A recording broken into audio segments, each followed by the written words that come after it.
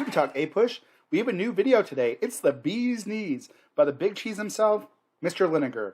Let's make history today as we jaw over our period 5, which is the Unit 4 review video. But first, let's do our daily punishment. What do you call a fake noodle? An impasta. Fake noodle? Impasta. All right, let's get started. Period 5 overview. This goes from 1844 to 1877. So some overlapped with our previous unit. It's also 10 to 17% of the exam, which is what the percentage is for most of the units except for the first one. Except for period 1, period 2, period 8, and period 9, they're smaller. It's 10 to 17% of the exam. Some of the essay topics you can get are changes and continuities for African Americans, Civil War and Reconstruction as a change. Why was 1844 and 1877 chosen as dates? 1844 is when you get the election of James Polk, which is going to get the whole idea of manifest destiny. 1877 is the end of Reconstruction with the Compromise of 1877. This time period will analyze the causes and the impacts for manifest destiny, including tensions, the Civil War, and the end of Reconstruction in 1877. So let's go, kiddos. Let's talk about U.S. expansionism first. The idea of manifest destiny was based on the ideas of racial and cultural superiority. The idea that America has a God-given right to expand westward. John O'Sullivan coined the phrase. It's going to be a political debate. America will use the idea of manifest destiny to expand westward. The Mexican-American War is a good example of manifest destiny. James Polk uses an excuse to cause the Mexican-American War because he wants more land. He says that the Mexicans attacked our soldiers. There's a whole debate on whether the border of Texas was the Rio Grande or the Nueces. Polk basically tried to provoke a war. In the Mexican-American War, the United States does win, and we're going to get the Mexican secession. We'll get California, Nevada, Utah, Arizona, New Mexico, a lot of the West Coast states. What are going to be some of the impacts of expansion? You get environmental changes. You'll eventually see the death of the bison, the buffalo.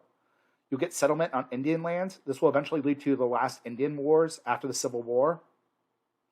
Also, there will be even initiatives to expand for U.S. expansion in Asia. Matthew Perry is an American Commodore.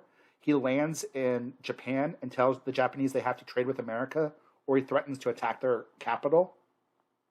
The United States will send religious missionaries to different parts of Asia to try to convert them to Protestantism. We talked about this last unit. You have the old immigrants. The old immigrants lived in ethnic communities, especially the Irish. They had their own little ethnic communes or ghettos. The Irish lived in cities. The Germans lived on the frontier. They came to America before the Civil War. They faced nativism. A lot of the discrimination was because of their Catholic beliefs. A lot of the Germans and Irish were Catholics. So groups like the Know Nothing Party are going to try to seek to limit their political influence. There will be opportunities out west. This is going to be increased due to legislation that's going to promote people moving westward. So during the Civil War, Congress will pass the Homestead Act, which will give you 160 acres of land as long as you move out and settle in the land for 5 years and improve upon it. This is going to have a big impact on migrant and territorial expansion.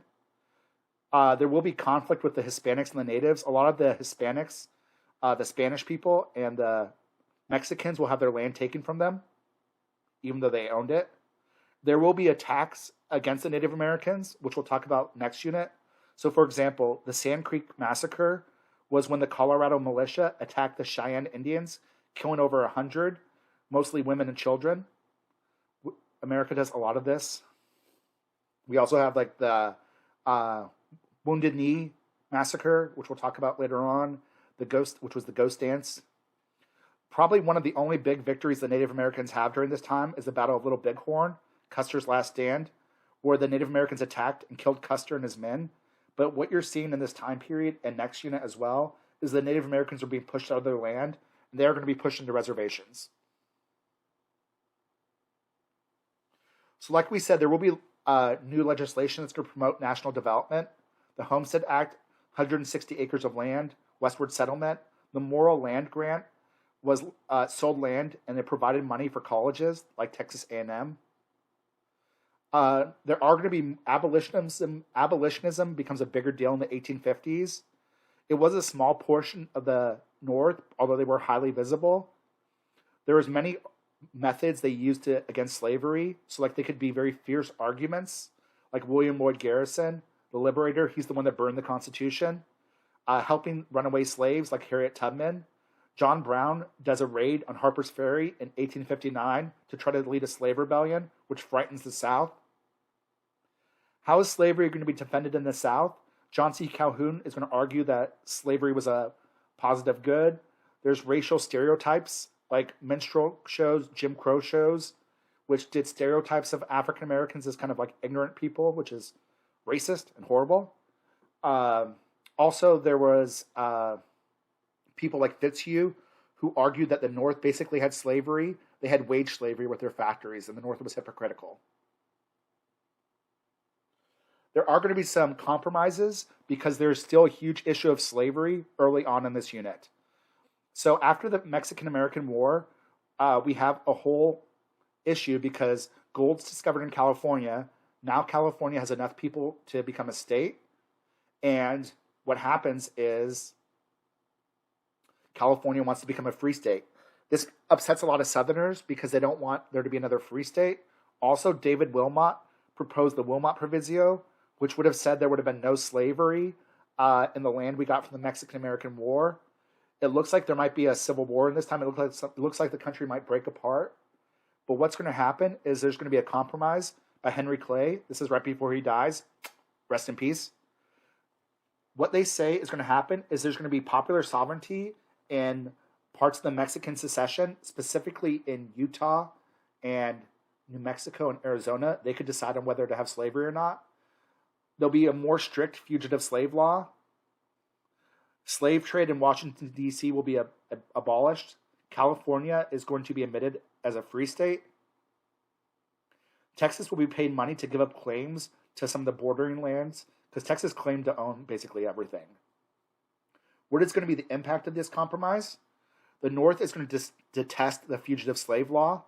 A lot of Northerners, even Northerners that were not abolitionists, will refuse to help the fugitive slave law. Northern states are going to create personal liberty laws where they say it's a crime to actually enforce the fugitive slave law, which is basically nullification. And this upsets a lot of Southerners because the fugitive slave law was the whole big thing they got from this compromise.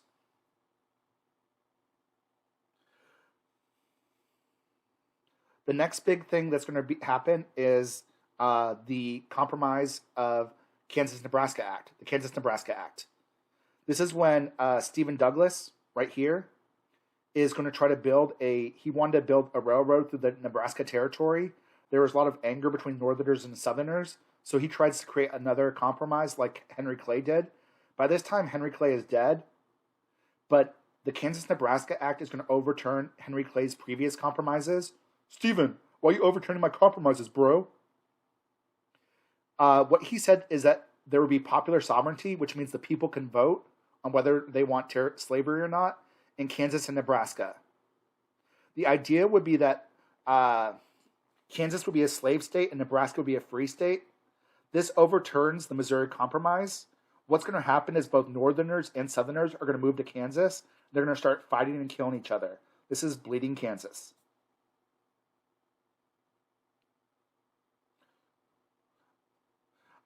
Another big thing that's going to happen that's going to cause a lot of tension is the Dred Scott Supreme Court decision in 1857.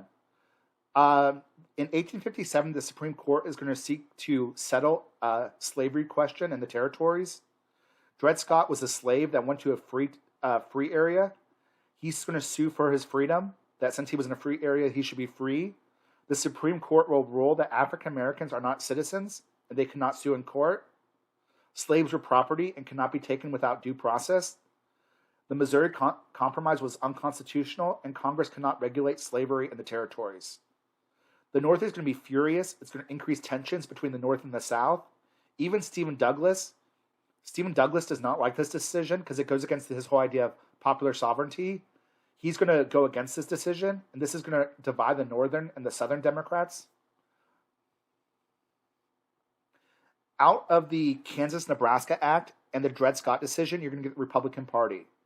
The Republican Party starts as a sectional party in the North and the Midwest. It was made up of many former Whigs and anti-slavery Democrats. In 1860, Abraham Lincoln will run as a Republican on a free soil platform. He wanted to stop the expansion of slavery. When he wins, the southern states and the Deep South are going to start to secede, starting with South Carolina, and this will eventually lead to the Civil War after the Battle of Fort Sumter.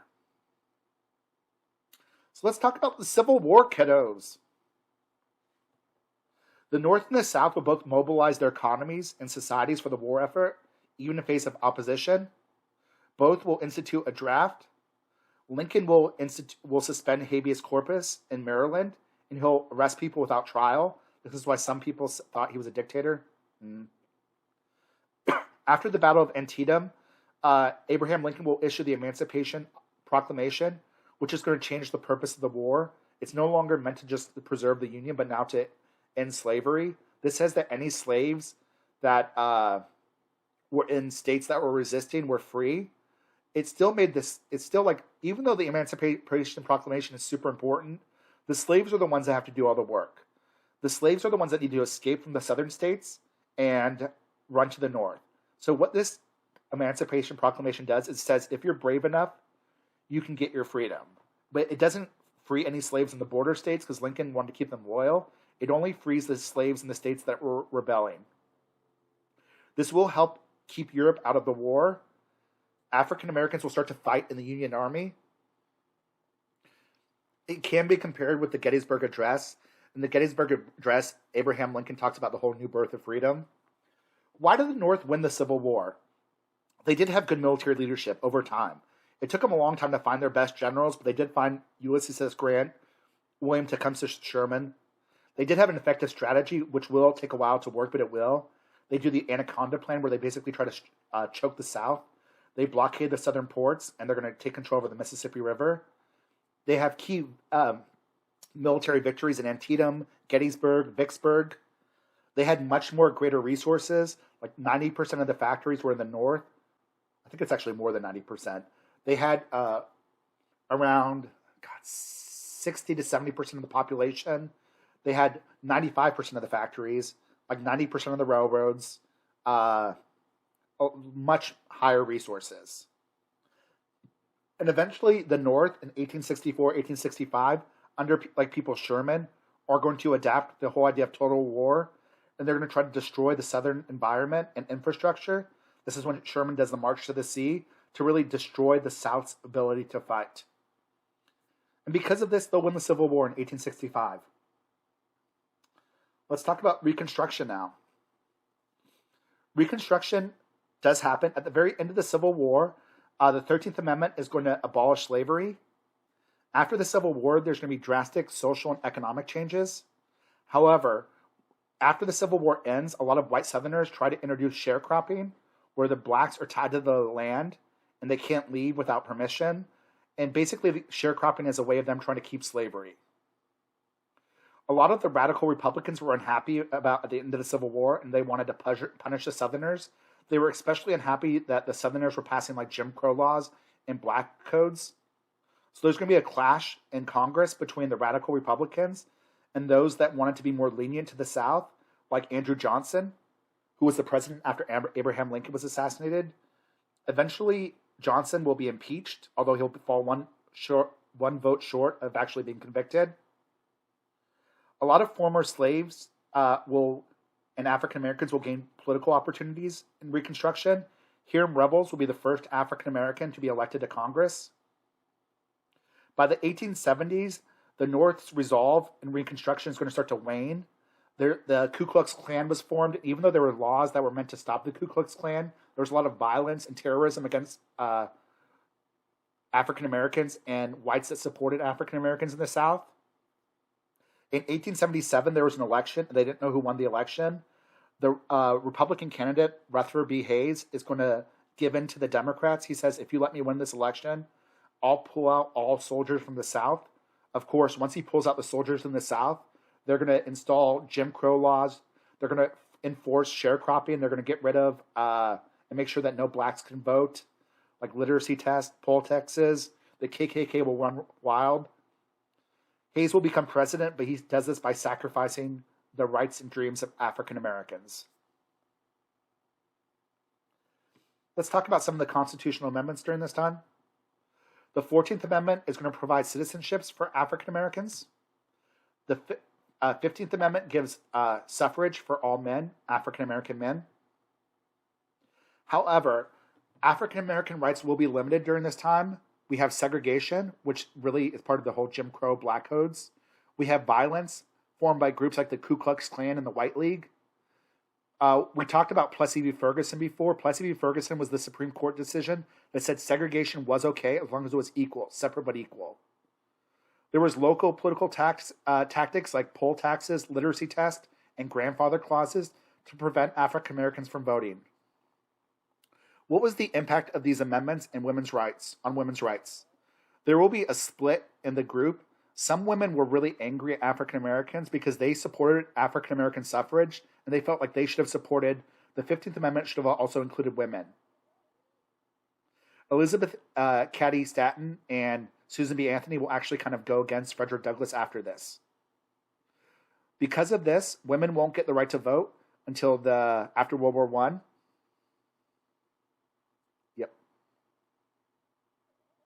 Let's talk about some of the key people in this time period, kiddos. We have John L. O'Sullivan. He's the one that came up with the idea of Manifest Destiny, a news editor. David Wilmot. He's the one that did the Wilmot Proviso, which would have said there's no slavery in any of the territories that America acquired from the Mexican-American War. Abraham Lincoln, president of 1860, Republican. He also did the Spot Resolution. He's the one that was the president in the North for most of the Civil War. The whole Civil War, and then he was martyred. Charles Sumner and Thaddeus Stevens were the radical Republicans, the leaders of the radical Republicans in Congress that were trying to push for equal rights for African Americans. Hiram Revels is the first African American elected to Congress. And that's all we have for today, kiddos. Oh, it's pitch black. This is so scary. But we are done with this unit review. Until next time, deuces. Deuces, yeah.